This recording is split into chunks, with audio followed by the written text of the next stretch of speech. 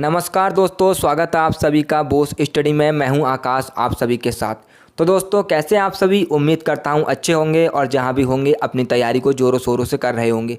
तो साथियों हम शुरू करने वाले हैं करंट अफेयर। और दोस्तों हम जो आज करंट अफेयर करेंगे वो 2 और 3 जुलाई की करंट अफेयर करेंगे। दोस्तों परसों हमारी क्लास किसी कारणवश नहीं हो पाई थी, इस कारण यह क्लास आज हो रही है। तो साथियों क्लास को एक बार शेयर कर दो दोस्तों के साथ, जिससे वो भी क्लास से जुड़ सके। तो दोस्तों देखते हैं कि हमारे एग्जाम में से क्या न्यूज़ इंपॉर्टेंट है, हम वही कवर करेंगे। तो दोस्तों देखते हैं क्या चल रहा है देश और दुनिया में।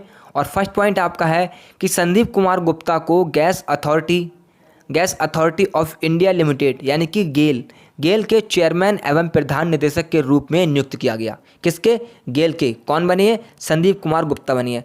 साथियों जो गेल कंपनी है क्या करती है? तो साथियों भारत में है गैस का कार्य करती है। किसका? जो आपका गैस का कार्यभार है यह कौन करती है? गेल कंपनी संभालती है। इसके अलावा दोस्तों अगर हम बात करें ओएनजीसी की, तो ओएनजीसी के अध्यक्ष अभी कौन बनी है? अलका मित्तल है, जो पहली महिला अध्यक्ष बनी है इसकी। इसके अलावा हम बात करें एचपीसीएल की, तो साथियों एचपीसीएल कौन है? अभी अध्यक्ष पुष्प कुमार है, इसके अध्यक्ष कौन है? पुष्प कुमार। इसके अलावा साथियों हम बात करें एलपीजी की, तो दोस्तों एलपीजी कौन सी गैस है? इसमें साथियों प्रोपेन और ब्यूटेन गैस होती है। कौन कौन सी होती है? इसमें प्रोपेन गैस होती है और ब्यूटेन गैस होती है। और अगर हम बात करें सीएनजी की, दोस्तों सीएनजी में मीथेन गैस का इस्तेमाल किया जाता है। इसके अलावा दोस्तों अगर हम बात करें नेक्स्ट पॉइंट की, तो दोस्तों नेक्स्ट पॉइंट क्या है? QS best student cities ranking 2023 के अनुसार छात्रों के लिए सबसे अच्छे शहर की सूची में लंदन विश्व में शीर्ष स्थान पर रहा। तो दोस्तों क्यूएस ने अपनी रिपोर्ट जारी कर दी है और उसके अनुसार शीर्ष में कौन सा स्थान है? तो लंदन है। और हमारे भारत का कोई सा स्थान है क्या इसमें? तो दोस्तों 103 नंबर पे कौन है? मुंबई है।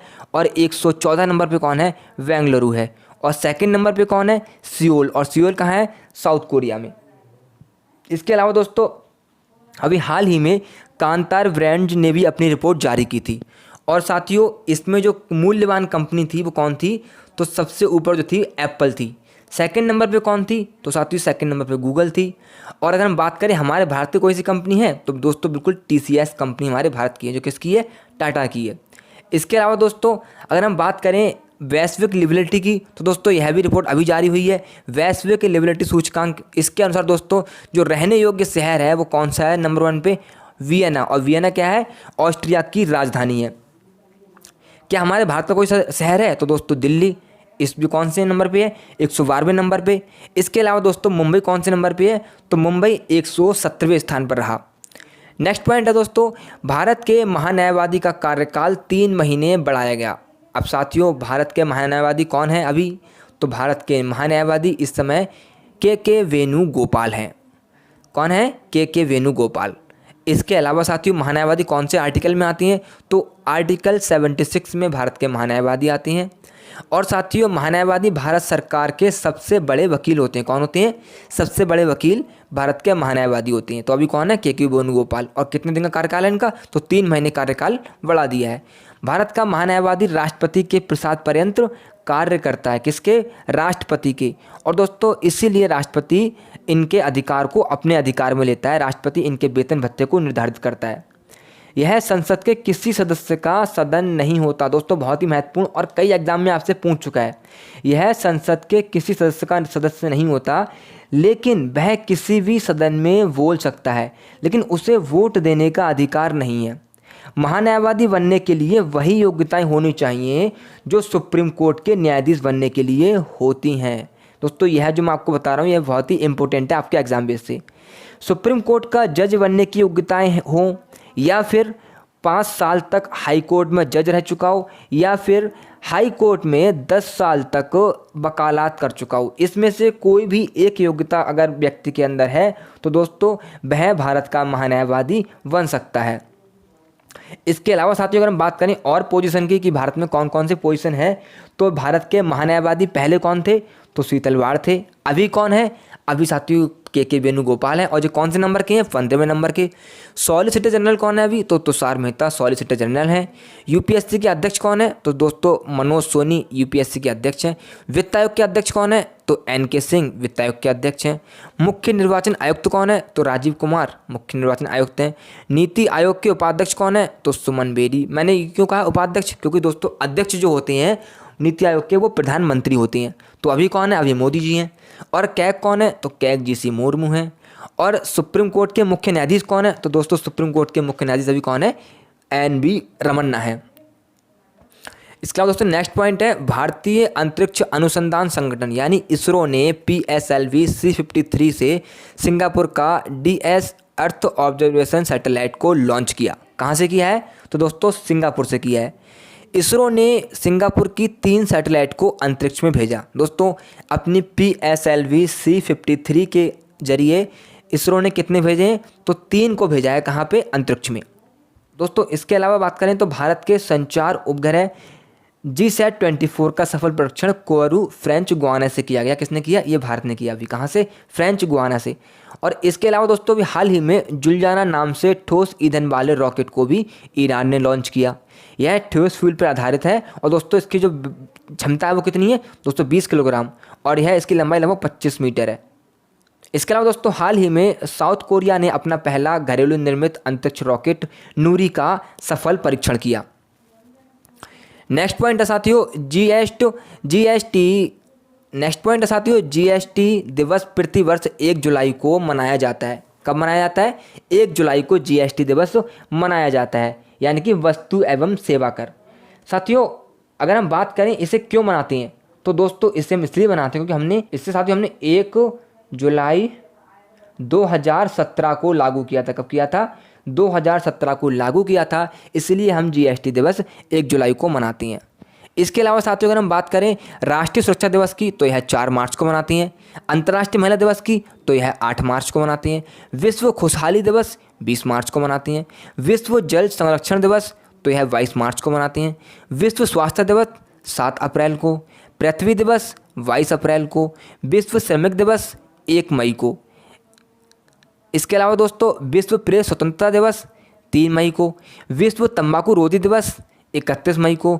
विश्व पर्यावरण दिवस 5 जून को। अंतर्राष्ट्रीय योग दिवस 21 जून को और विश्व चिकित्सक दिवस 1 जुलाई को मनाते हैं। नेक्स्ट पॉइंट है साथियों भारत की प्रसिद्ध जगन्नाथ रथ यात्रा पुरी उड़ीसा में शुरू हुई। दोस्तों यह बहुत ही भव्य यात्रा है भारत की। यहाँ साथियों बहुत ही दूर दूर से श्रद्धालु आते हैं। इस तीर्थ यात्रा को यामनिका तीर्थ यात्रा भी कहा जाता है। क्या कहा जाता है? तो इसे यामनिका तीर्थ यात्रा भी कहा जाता है। दोस्तों इसमें 3 रथ होते हैं। कितने होते हैं? इसमें 3 रथ होते हैं। इसमें कितने होते हैं? 3 होते हैं साथियों। भगवान जगन्नाथ, भगवान बलभद्र और देवी सुभद्रा का इसमें रथ होता है। अगर दोस्तों बात करें हम 4 धाम की तो 4 धाम में से एक यह भी है। कौन सी है? तो जगन्नाथपुर जो आपकी तीर्थ यात्रा है वो 4 धाम में यात्रा में आती है। दोस्तों बद्रीनाथ, जगन्नाथ, रामेश्वर और द्वारका यह कौन सी है? तो यह आपकी 4 धाम यात्रा है। इसके अलावा दोस्तों अभी हाल ही में पूरी उड़ीसा में लोक मेला और कृषि मेला का आयोजन भी किया गया। कहाँ पे? उड़ीसा में। और रज महोत्सव कहाँ मनाते हैं? तो वह भी उड़ीसा में मनाते हैं। इसके अलावा अगर हम बात करें यहाँ के फेस्टिवल की तो धानु यात्रा, नुआखाई और रथ यात्रा मैंने बता दिया आपको। ये साथियों क्या है? यह इनके फेस्टिवल हैं। इसके अलावा साथियों यहाँ बिरसा मुंडा स्टेडियम भी है उड़ीसा में जो हॉकी के लिए प्रसिद्ध है। और हॉकी का वर्ल्ड कप 2023 में कहाँ होगा? तो दोस्तों 2023 का यह इंडिया में होगा, इंडिया में उड़ीसा में। नेक्स्ट पॉइंट है दोस्तों दुनिया का सबसे बड़ा नौसैनिक अभ्यास रिम्पैक्स अमेरिका में आयोजित किया जा रहा है। यह दुनिया का सबसे बड़ा अभ्यास है। इस अभ्यास में पैसिफिक ओशियन वाले देश भी भाग लेते हैं। जो हमारे पैसिफिक ओशियन में नहीं है, इसमें इसके अंडर में जो पैसिफिक ओशियन से सटे हुए देश हैं वो इसमें भाग लेते हैं। इसमें साथियों यह दुनिया का सबसे बड़ा नौसैनिक अभ्यास है। इसमें टोटल जो देश शामिल होते हैं वो कितने होते हैं? 27 देश शामिल होते हैं। इसमें भारत की तरफ से जो अभी शिप गया है वो कौन सा है? तो वो INS सतपुड़ा है जिसने भारत की तरफ से भाग लिया है। इस बार की थीम क्या है? तो सक्षम, अनुकूल और भागीदार इस बार की हमने क्या रखी है? थीम रखी है। इसके अलावा दोस्तों अगर हम बात करें और युद्ध अभ्यास की तो साथियों मित्र शक्ति किसके बीच में है? तो इंडिया और श्रीलंका के बीच मित्र शक्ति है। वोंगो सागर तो इंडिया और बांग्लादेश के बीच यह युद्ध अभ्यास है। सिम्बैक्स इंडिया और सिंगापुर के बीच है।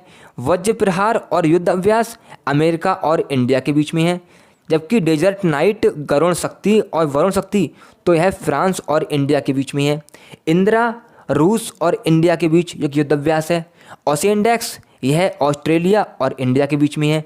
जिमैक्स यह जापान और इंडिया के बीच में है। इसके अलावा खंजर साथियों यह इंडिया और किर्गिस्तान के बीच में युद्धाभ्यास है। नेक्स्ट पॉइंट है ईज ऑफ डूइंग बिजनेस की रैंकिंग में आंध्र प्रदेश शीर्ष पर रहा। कौन शीर्ष पर रहा? तो आंध्र प्रदेश शीर्ष पर रहा। ईज ऑफ डूइंग बिजनेस ने अपनी रिपोर्ट को जारी किया। यह रिपोर्ट वाणिज्य मंत्रालय जारी करता है। और दोस्तों अगर हम बात करें अभी वाणिज्य मंत्री कौन है, तो दोस्तों कौन है अभी? पीयूष गोयल हमारे वाणिज्य मंत्री हैं। इसके अलावा दोस्तों अगर बात करें और स्थान में, तो भुखमरी सूचकांक में भारत का स्थान कौन सा रहा? 101। विश्व शांति सूचकांक में 135 रहा। सतत विकास में भारत का स्थान 121 रहा। पर्यावरण प्रदर्शन सूचकांक में 180 रहा, जो बिल्कुल लास्ट में था।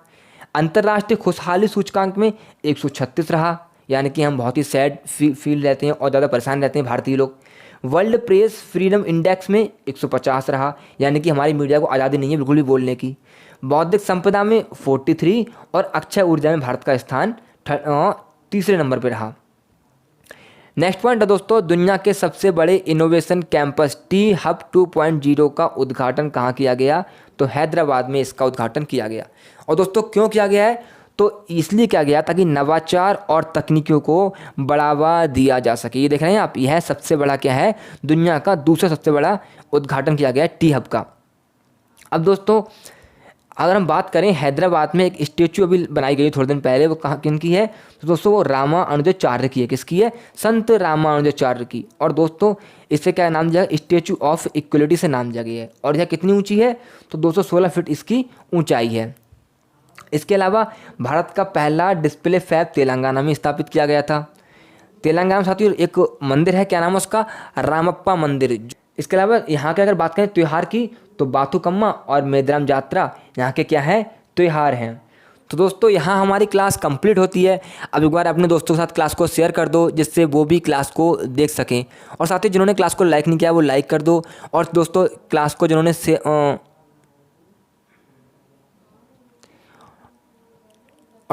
जो लोग नए हैं वो क्लास को सब्सक्राइब कर दें। तो दोस्तों मिलते हैं कल, जब तक आपने पढ़ाई कंटिन्यू कीजिएगा।